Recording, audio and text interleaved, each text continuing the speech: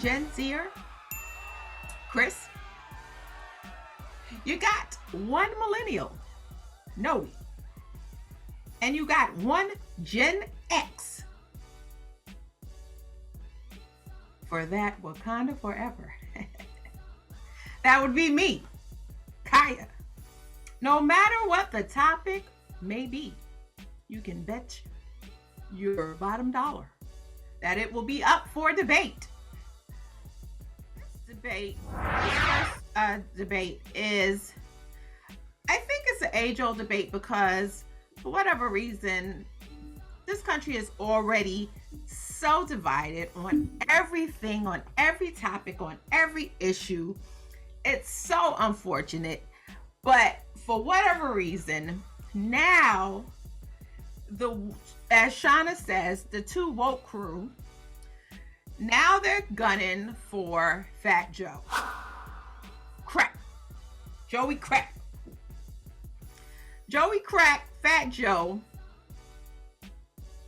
Terror Squad, a hip-hop icon, legend, a tremendous asset to the culture, is now an object, a target of the two woke crew because of the N-word. So Joe recently hosted the BET Awards, and the two woke crew did not appreciate it. They wanted to boycott BET because they said BET is not owned by Black people and their content is not for the people. And Joe does not have the right to not only host the show, but he also uses the N-word in his music. So the topic for debate is, because it's a twofer. It's a twofer because people already have the issue about saying the N-word. It's like, should we say it or should we not? So that's one thing.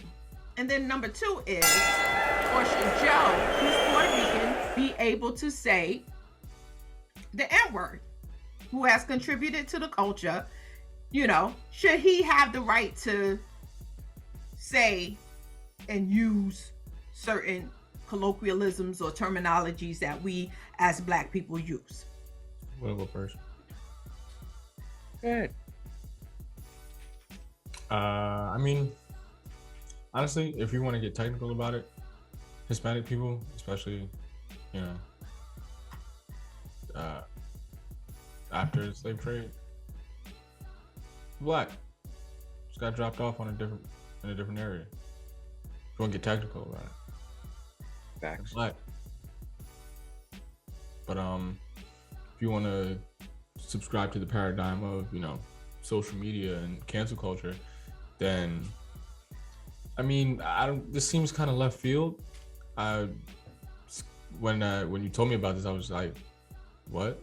You know what I'm saying? Like you like Joe? Like what's the reason? You know what I'm saying? His name hasn't been attached to any scandals or scandals. That's the word.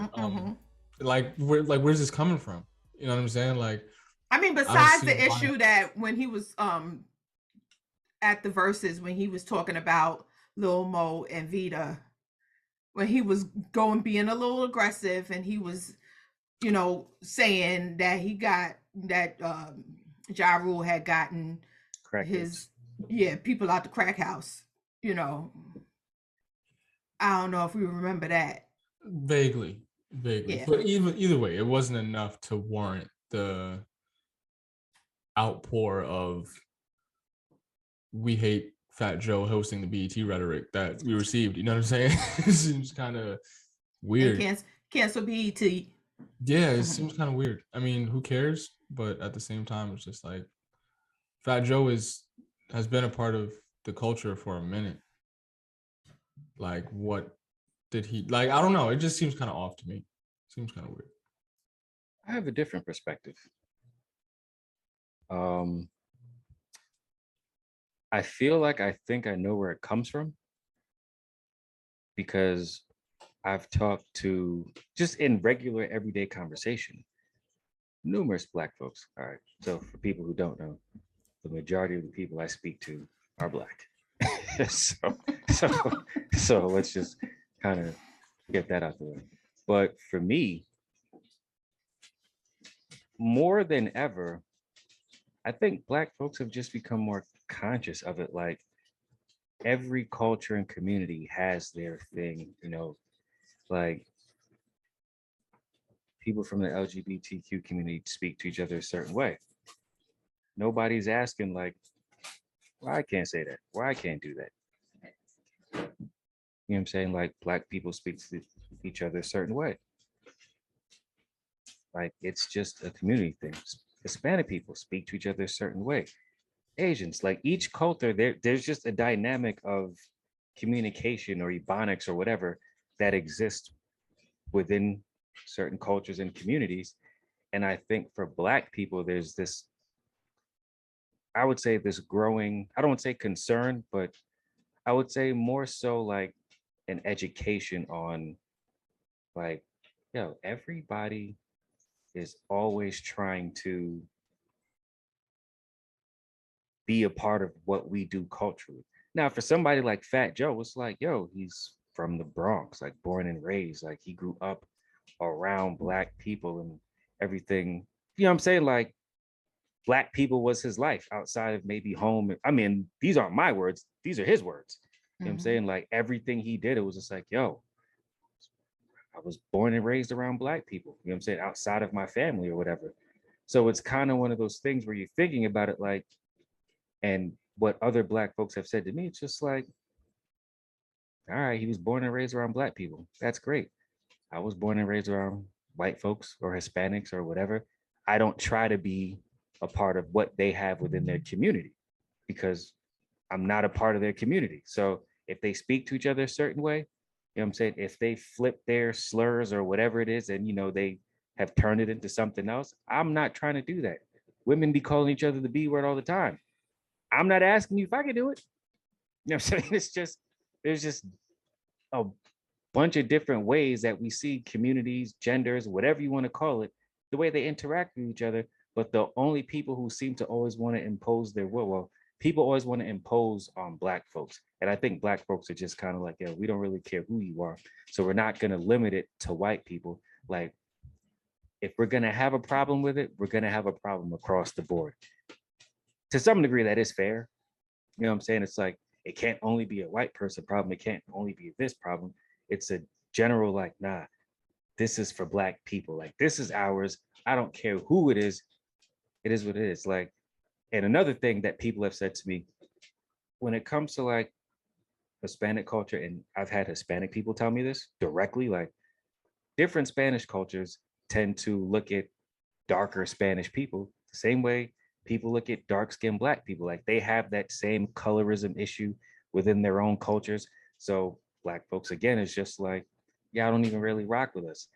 And then something that actually surprised me was I was talking to one of my friends, and this was months ago, regular random conversation. He was just talking to me about his job. And he was just like, yo, man, like, I don't understand why, you know, like just Hispanic people treat me so different. So I was just like, what are you talking about? And he was just like, and he's an entrepreneur. So he deals with millions of, not millions, but hundreds of thousands of people all the time. Like he's a successful person. So he was just like, they just treat me differently. And I was just like, what do you mean? And he was just like, it's not like this one or that one. He was just like, it feels like it's all of them. He's like, they just treat me so different. And he's like, I don't get it. So at that point, he had an issue with it because he was just like, yo, like, I feel like there's some level of racism or just dislike because I'm Black. He was just like, but he's just like, I've spoken to them about, you know, the Black plight and Black issues. And he was like, yo, they wanted nothing to do with it. But as soon as they wanted something done in their community, they were coming to me like, yo, you got the business, you're an entrepreneur, can you help do this? And he was just like, nah. And his direct quote was, he was just like, yo, I'm not doing the whole Black and brown thing.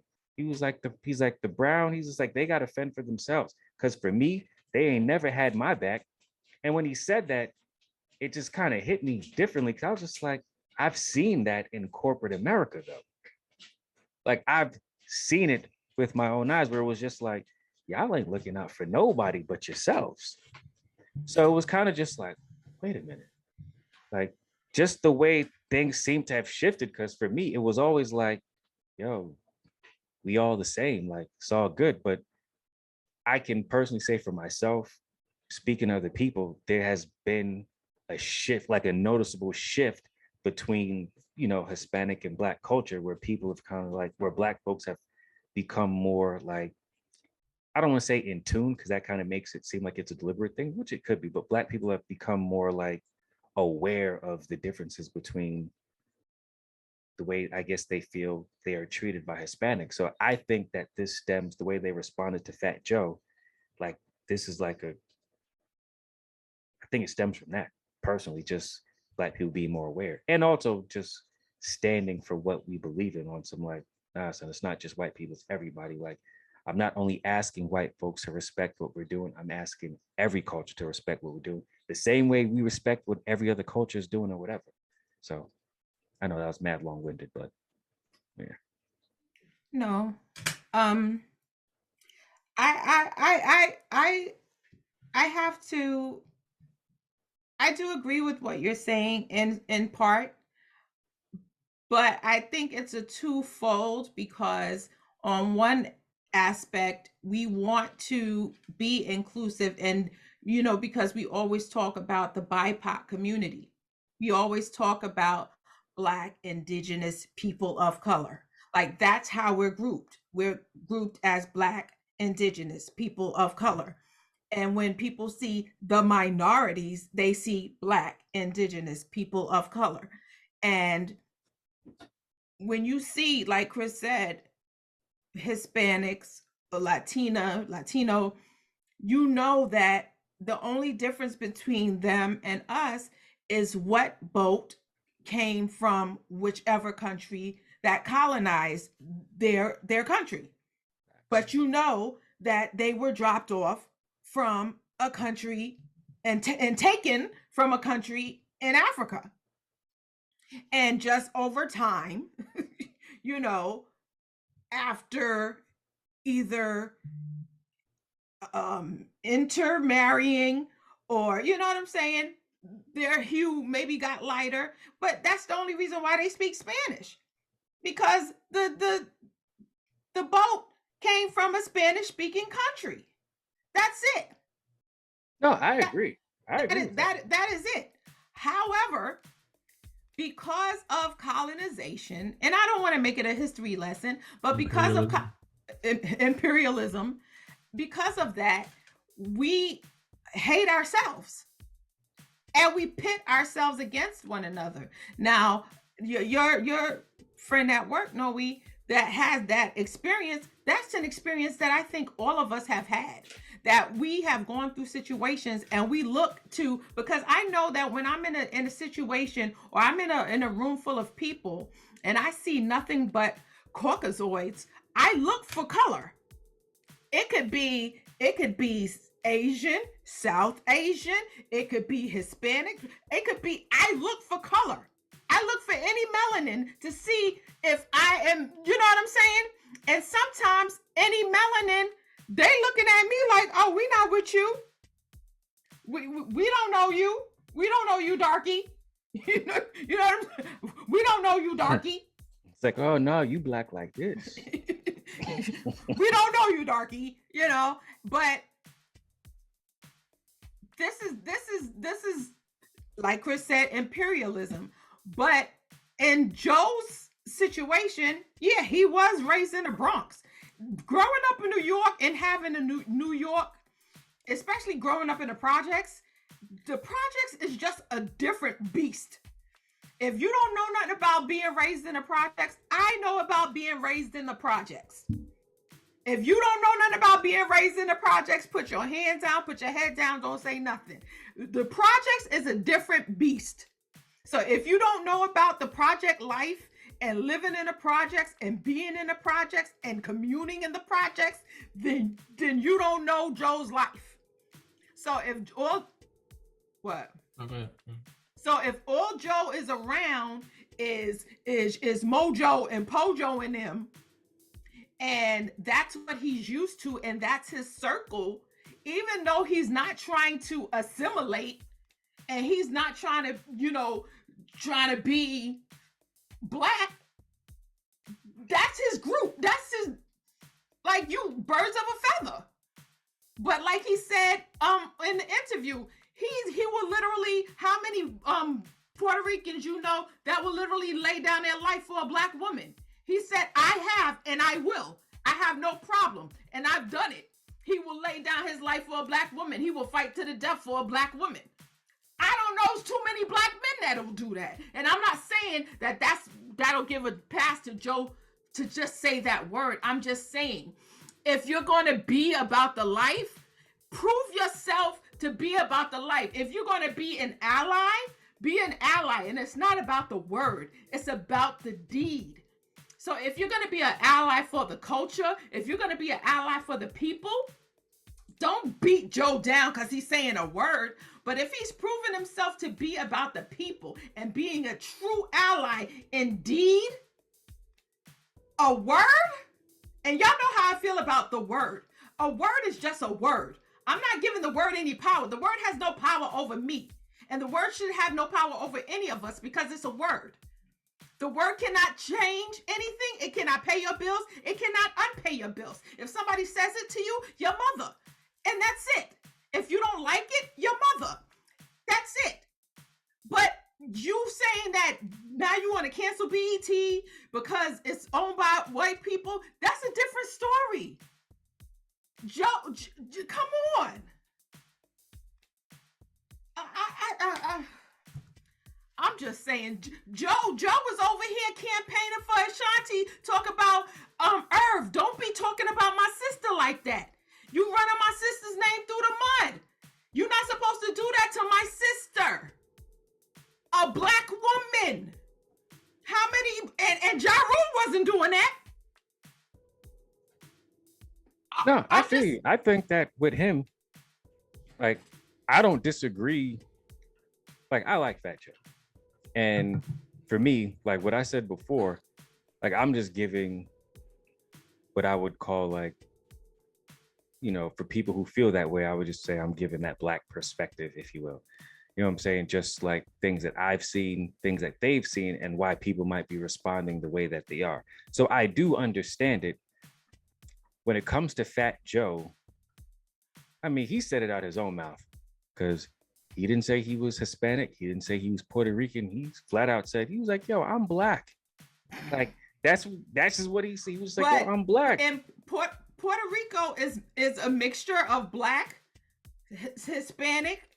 I gotta come back on the rest, but that's what it is.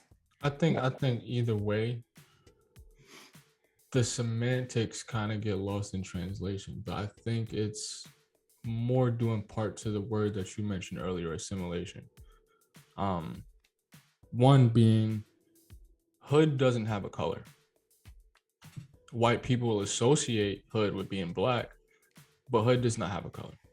That is very true. People in the hood are bonded by the going-ons. By circumstances. By circumstance, yeah. Yes.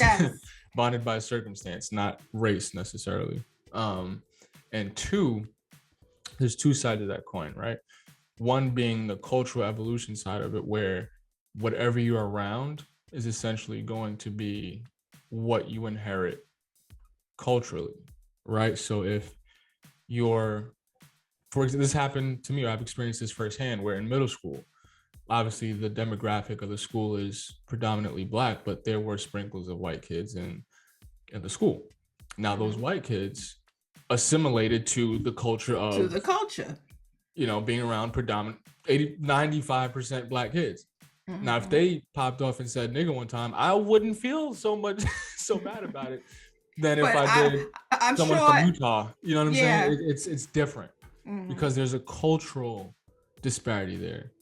And two, if you look at the other side of the coin of that, think about other cultures like Eastern cultures, where people from India or Asia, they come here, they assimilate to white culture because they believe that's the standard to which they or even over there, They do the same thing over there, but come over here, and this is what I'm saying. We as Black people, we have a fight on every plane because of the fact that we have to now prove ourselves to Indian culture, to a lot of African cultures, because they come over here and look down their nose at us, to Afghan culture, to a lot of to Japanese culture. They come over here and look down their nose and are like, oh, we don't trust Black people. Black people are lazy. Black people are thieves, and they look at us as that. So we have to come and we have to now, and they'll be like, oh, I like you. You're not like all the other Black people. Huh? Well, what kind of Black people do you know? Or what kind of, like, we always have to be the representation of all Blacks. Now, colorism also plays a part in that too, because if you notice, Indian people oftentimes are referred to as being brown. Yes, but then in India there is also, and it still exists to this day, is a very bad caste system. But my point is, we get called Black, right? Mm-hmm. There are people in India who are much darker than us, but they're here, called but brown. They still get referred to as brown, and yeah. will get defensive if you interchange the two. True. Like, fam, you Black. Yeah, but speaking of caste, Isabel Wilkerson's book Caste, she breaks it down big body style in that book. That book is hard, but it's all about caste. Honestly, it's about a caste system, and because of the fact that everybody thinks that we are the lower caste, the lowest caste on the totem pole, then it's just like you have the dominant caste, which is the Corks, and then you have the Asians, and then you have the South Asians, and then you have the Hispanics, and then you have the indigenous, then you have us. And that's how that caste system goes. So everybody wants to be above us on that caste hierarchy. So the fact that anybody want to be associated with, and I'm not saying that people should, because I don't feel like I'm the lowest of anything. I don't feel like we're the lowest of anything, because once we understand who we are, I feel that our regal royalness shines above all. But I also feel like fighting an unnecessary fight is pointless. And coming for Joe is pointless. Like, I do agree with that, but I also understand why. I understand why. I would say that if it was like a who's one that really don't rock with us. Name a Spanish person that, like, a celebrity that don't rock with us. I don't know. I don't follow him enough personally to know. But as an example, there's a quick interjection here.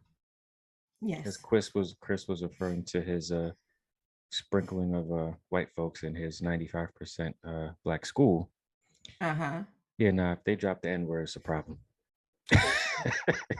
Like, yeah, I mean, I've never had a white person drop it. Because I'm not saying it wasn't a problem, but I'm saying if they were, it'd be less of a problem than if no. It'd be just as much of a problem for me, because I know people like that. So for me, like, I would tell dudes like they would be like, "Yo, it was good, nigga." I'd be like, "Hey, hell no." It's like, nah. I can Like, understand that more than I would if someone who was not from that culture said that. For me, I don't understand it, and I don't understand it for the reasons that I said, because it's like, yo, I've been around white folks, been around all these people.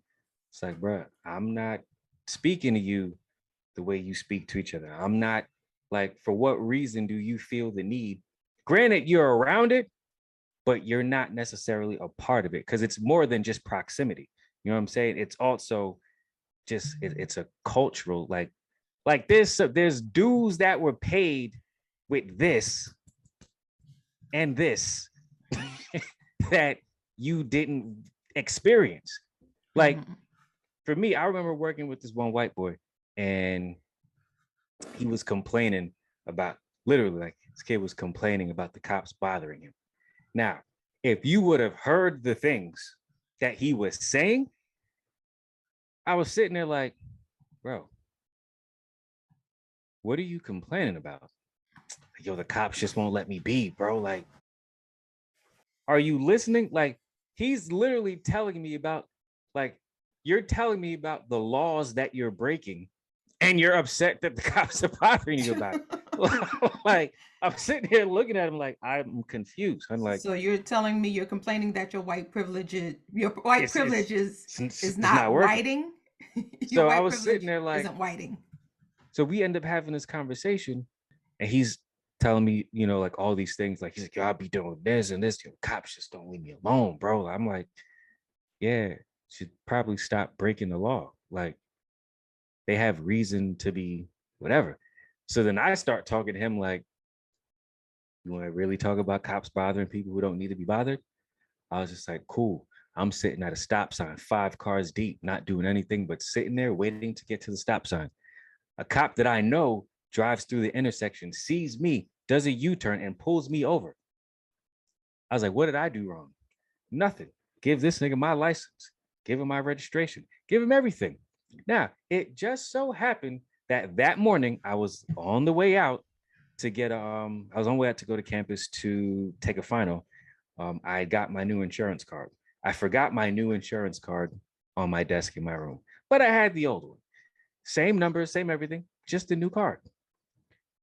This dude looks at the insurance card, still goes, oh, nah, it's expired.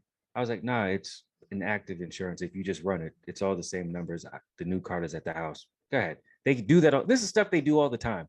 Mm-hmm. He was like, no, it's cool. He's like, straight up, straight face. He was like, nah, it's all good. It's expired, which means I don't need to look at anything else. So I'm just going to assume that your license, everything else is expired, and your registration, all this other stuff, all expired. And yo, when I tell you this dude wrote me a list of tickets without even checking anything, I knew he just didn't like me. This same dude who looked at me in the courtroom was just like, yo, if I see you on the street, it's a wrap. Told me this in front of a judge after he wrote me a parking ticket that was illegal, that the judge threw out because this dude tried to write a parking ticket and put all the wrong information. So he put listed a car in the ticket that was not mine, but for whatever the reason, the license plate was mine.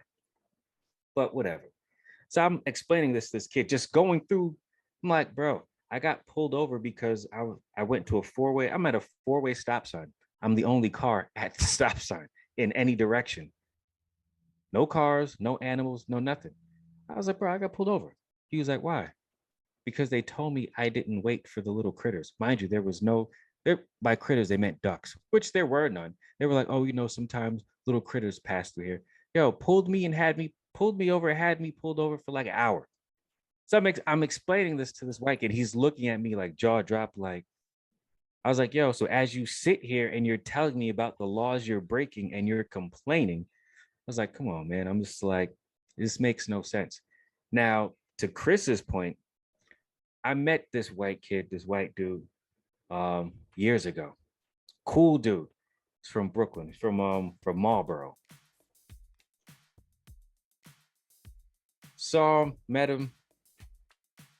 If you would have had a conversation with him and closed your eyes, you would have thought you were talking to a black person. Like, I'm talking about white boy uses Dax wave grease, wears a do-rag, trying to get waves, uses the brush. Now, he ain't have no waves, but he would take the do-rag off. That joint was shining, like crispy. Never once did he ever use the N-word. And I asked him, I was like, yo, why you don't use the N-word? He was just like, bro, he's just like, I grow up around black people, but I'm not black. He's like, that word's not for me. He's like, I'm Polish. He was like, I'm Polish. He was like, I grew up around y'all. He was just like, but I'm not y'all. He's like, so I don't have a right to the word, even though I'm around you. But when he speaks, when he refers, like when he talks about black folks, he says us. He'd be like, yo, man, the cops just won't leave us alone. Like, they're cool dude. Mm-hmm. But even he has the wherewithal to understand, like, I get the nuances, you know what I'm saying, of the struggle, of the word, of the culture, of, you know what I'm saying, of everything that comes with it. And even though I'm around it, again, proximity, but proximity doesn't, you know what I'm saying, proximity is not entitlement to it. You know what I'm saying? So, like, for me, people have to think of it that way. You know what I'm saying? Yeah, I'm around women who call each other the B words all the time. However, doesn't entitle me to do it. Because if I say it, it has a whole different meaning.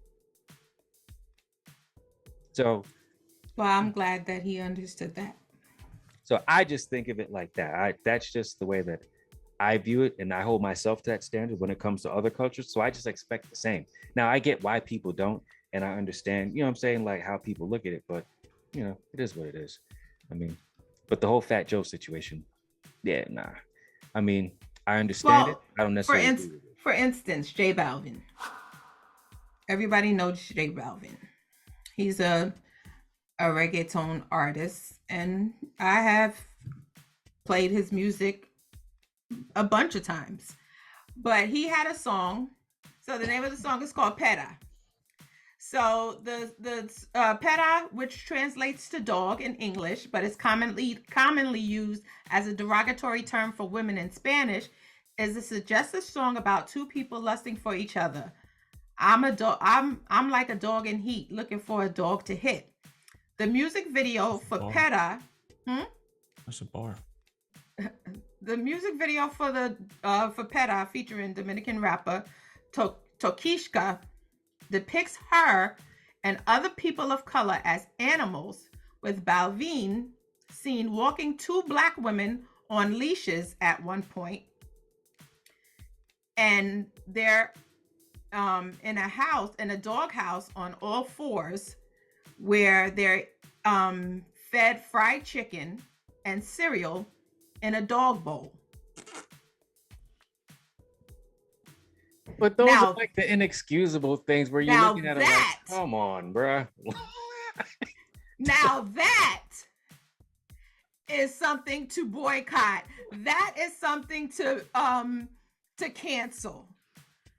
Yo, who's this dude's manager? Son, like, is a sick combination. Fried chicken and cereal in a dog bowl with cut watermelon on the side.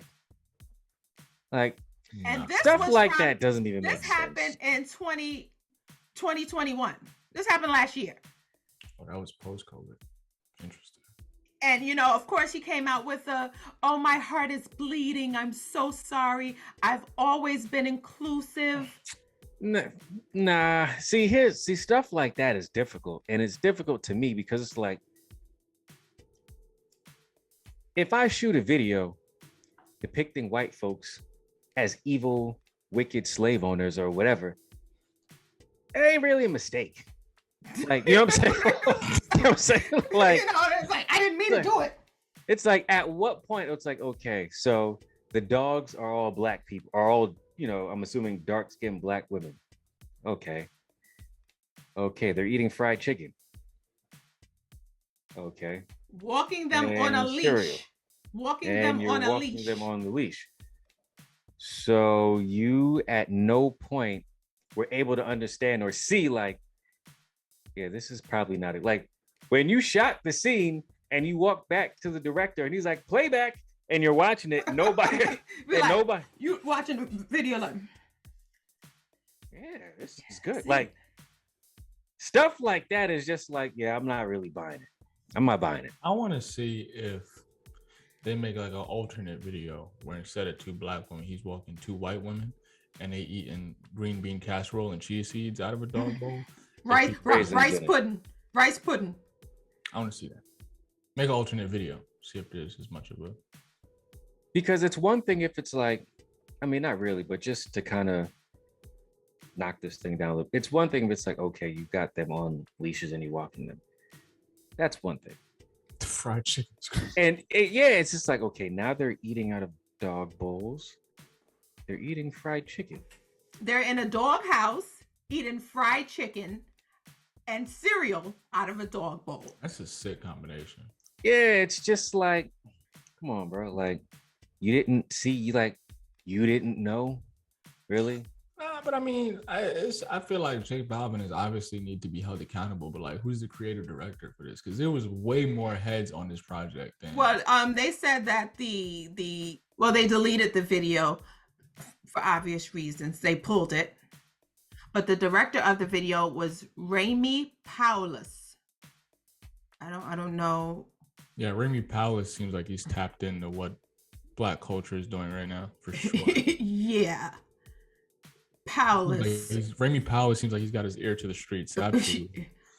I'm trying to 100% think what kind of last name Paulus is. That don't matter to me, because if you knew, or one, you knew to use Black women, you knew to put chains around their neck, you knew to give them fried chicken, and you knew to let them eat it out of a dog bowl, which tells me you knew something. Like, don't tell me you knew the stereotypes, but then didn't know, you know what I'm saying? Like, but then didn't understand how people might, like, nah, we ain't gonna do that. Yeah, who did that storyboard?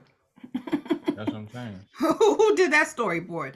Who was in that creative room? Like, that makes no sense. Like, nah, man, you know what's going on here. We know. I mean, come on. Like, this story made it to USA Today. The decision making just is bad all around. Cause I mean, we see stuff like that all the time, and I just don't understand. It's like, yo, there can't possibly be Black folks at the table when these things are being decided upon. Like, it just, and if there are, and they're not saying anything. Representation is so necessary, and the right representation, because you can't have like stupid Black people that don't know no better, like Candace Owens, at the table making decisions for us, but like Ketanji Brown, the Honorable Ketanji Brown Jackson has been in SCOTUS for like a week now, and she already schooling them mofos on what the actual forefathers meant, and when they were putting down laws back in listen, this is what we do. When a real Black woman step up to the plate, they be like, listen, this is what it's gonna be. And if you disagree, prove me wrong. Prove me wrong. We got to put up the net. Prove me wrong then. Oh, I think this whole J Balvin thing, the whole Fat Joe thing, all these situations that honestly that we've talked about for the last couple of shows in general are alluding to basically the problem that we're all having for this point in time, which is more so geared towards when it comes to art, at least, the quality of art. And when I say art, I'm referencing movies, music, art just across the board. The quality and content is being compromised for the inclusivity and for the political nature of whatever they're making. It's very propaganda based. And that's trickling down to Marvel movies, that's trickling down to award shows, that's trickling down to social media. All this stuff the content of this stuff is being compromised to pander to political propaganda. But then how do we bridge the gap? Because that's the ultimate question. How do we bridge the gap? Because clearly they say within the next 20 years, white people are no longer going to be the majority within the United States. Hence the reason why they're fighting tooth and nail to do all this stupidness within the politics of the country. However, if Hispanics are going to be the majority within the next few years, how do we bridge the gap with BIPOCs within the country, because it has to be a place where we can stand toe to toe with each other and arm in arm, because we did at one point in time. Facts. So we need to be able to get back to that point and squash all of the BS. Capitalism, that can't happen. It's not going to be as efficient and or as impactful because of capitalism. During that time, there was more of a reason to be unified. Now people were embracing Trump in Puerto Rico while he was throwing paper towels at them like they were dogs. And they were like, "Oh, I'm voting for Trump." Huh? He didn't even respect y'all. But I think it also I think there's also that element of perception of it's how people perceive you. So as we mentioned before, it's like when you come from different countries or whatever, you know, whose way of living or whatever do you subscribe to? You know what I'm saying? Like, is it the white way? Is it the black way? Are you just gonna go and make your own way, whatever the case may be? And people are like, yeah, well, things seem to be better here for white people than it is black people. That's the direction that we're gonna go in. That's who I want to be. Yeah. And So that's why they come. We actually just spoke about that on the last Between Sisters. That's why so many of, you know, people from Spanish speaking countries come here and they assimilate to white culture because they have been oppressed in their countries. They don't want to deal with that anymore. So they come here and they just like, if I gotta be a Karen, hey, I'll be Karen. You know, I'll be Ken. I'd rather deal with that here and be an uppity Karen and Ken than have to deal with the oppression and whatever that I had to deal with back home.